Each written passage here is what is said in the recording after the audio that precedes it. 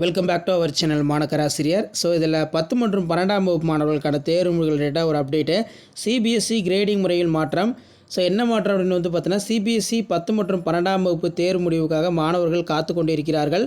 இந்நிலையில் 2024-25 கிரேடிங் முறையில் சிபிஎஸ்சி மாற்றம் கொண்டு வந்துள்ளது. வழக்கமாக மதிப்பெண்களை வைத்து அளிக்கப்படும் கிரேடிங் முறைக்கு பதிலாக சக மாணவர்களோடு ஒப்பிட்டு கிரேடிங் அளிக்கவும், இதன் மூலம் மாணவர்கள் இருக்கும் மன அழுத்தம், மாணவர்களிடையே நிகழும் ஆரோக்கியமற்ற போட்டிகளை குறைக்கலாம் அப்படின்னு சொல்லி சிபிஎஸ்சி சொல்லியிருக்காங்க.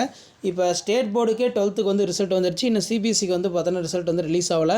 ஸோ எப்போ ரிசல்ட் வந்து ரிலீஸ் ஆக போகுதுன்னு தெரியல.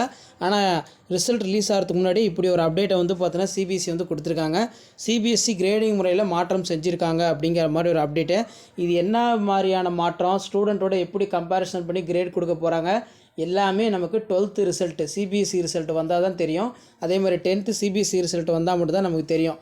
ஸோ அப்படி அந்த ரிசல்ட் ரிலேட்டாக ஏதாவது அப்டேட்ஸ்னால் நான் கண்டிப்பாக அப்டேட் பண்ணுறேன். சிபிஎஸ்சி ரிசல்ட் ரிலேட்டாக நீங்கள் அப்டேட் தெரிஞ்சுக்கணும்னா மறக்காத நம்ம ஷார்ட்ஸை ஃபாலோ பண்ணுங்கள். மறக்காத மாணக்கராசிரியர் சப்ஸ்கிரைப் பண்ணுங்கள். கீழே இருக்கிற பெல் ஐகானை ப்ரெஸ் பண்ணி ஆன் வைங்க. ஸோ உடனுக்குடன் எஜுகேஷன் ரிலேட்டான அப்டேட் தொடர்ந்து அப்டேட் பண்ணிகிட்டு இருக்கோம். ஸோ நம்ம அப்டேட் பண்ணக்கூடிய இன்ஃபர்மேஷன்லாம் உங்களுக்கு யூஸ்ஃபுல்லாக இருந்தால் மறக்காத வீடியோக்கு ஒரு லைக் கொடுங்க. முடிஞ்ச வரைக்கும் வீடியோ ஃப்ரெண்ட்ஸுக்கு ஃபார்வர்ட் பண்ணி பாருங்கள். மாணக்கராசிரியர் யூடியூப் சேனல் சப்ஸ்கிரைப் பண்ணுங்கள்.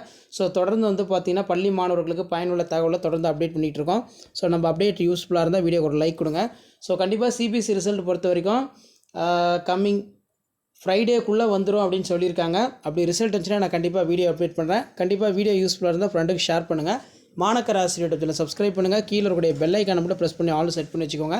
அப்போ தான் 10th 12th CBSE board examination result ரிலேட்டாக தொடர்ந்து உங்களுக்கு நோட்டிஃபிகேஷன் வந்து ஷார்ட்ஸில் அப்டேட் ஆகிட்டு இருக்கும். ஸோ அடுத்தடுத்த அப்டேட் பார்க்குறதுக்கு நம்ம சேனலை ஃபாலோ பண்ணுங்கள்.